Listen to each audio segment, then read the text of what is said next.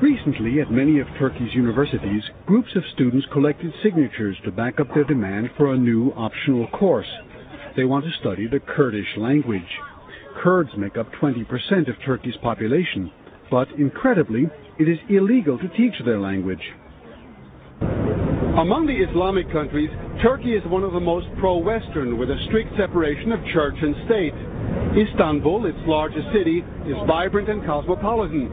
Yet since the founding of the modern Turkish Republic in the 1920s, the authorities have tried to stamp out a distinct Kurdish identity. Until recently, you could be arrested, and people were, for speaking or even singing in Kurdish in public.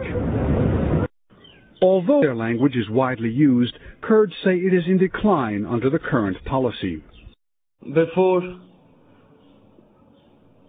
everybody in this area could talk Kurdish, but now when I see my little sister, she can't talk Kurdish. She just talk Turkish with my mother, with my father. Atatürk, the founder of modern Turkey, strove to mold a secular European state. Now Turkey wants to join the European Union. But Europe says first Turkey must give the Kurds more cultural rights. That's not what the authorities want to hear.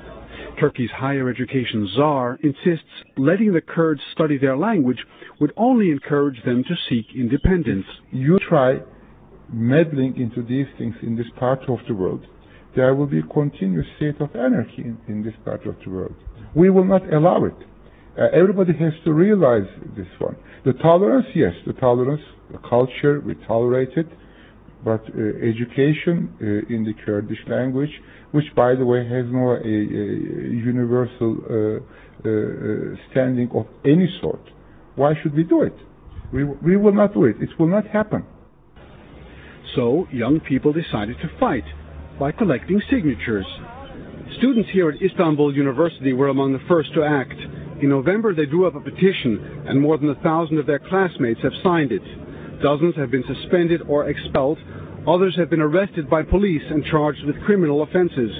According to Amnesty International, one 19-year-old literature student was tortured by police who wanted him to admit that he was a member of the PKK Kurdish guerrilla movement.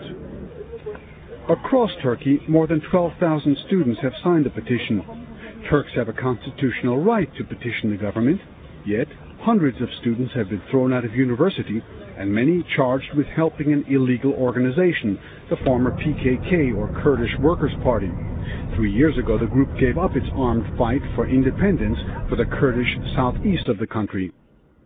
We told the students what the case was.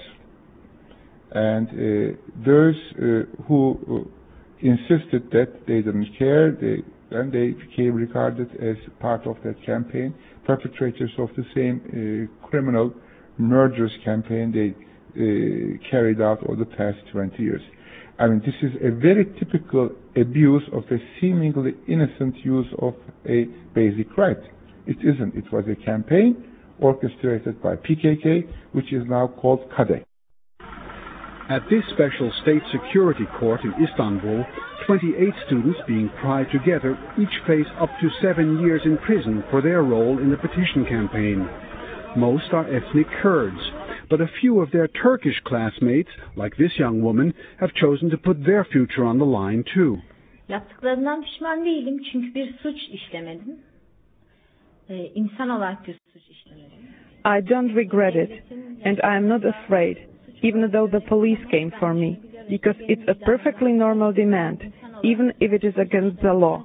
I did what was right, and my conscience is clear. No, I don't regret a thing.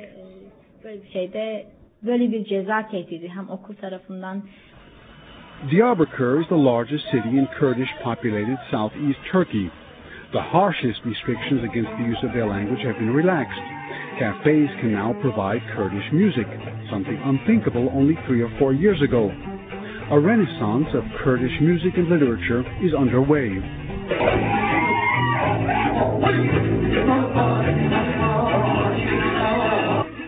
But the ban on the use of Kurdish at schools and universities remains, and as if to prove the point, the authorities have opened a spate of criminal prosecutions against parents who gave their children Kurdish names.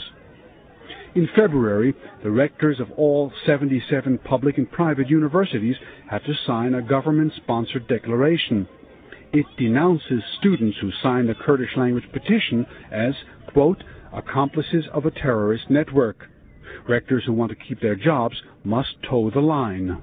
Kurdish is not a scientific language, and Kurdish language education and scientific education in Kurdish is impossible. But the use of the language is teaching the language for non-scientific purposes, just for poetry, is quite possible. This is not a university problem. This is your own problem and political problem. Very few faculty members have dared speak out against the policy. Only a few courageous scholars whose international reputations offer them a degree of protection from dismissal or prosecution. I don't agree because it is not democratic, it is not correct, it is not agreeable. I protest. Lawyers defending the student say they are hopeful that even if found guilty, their clients will be vindicated on appeal. But how many young people will have their studies and careers dashed in the meantime? And how much damage will be done to Turkey's efforts to be seen by the world as a modern, democratic state? For the Chronicle of Higher Education, this is Bertie Bolag.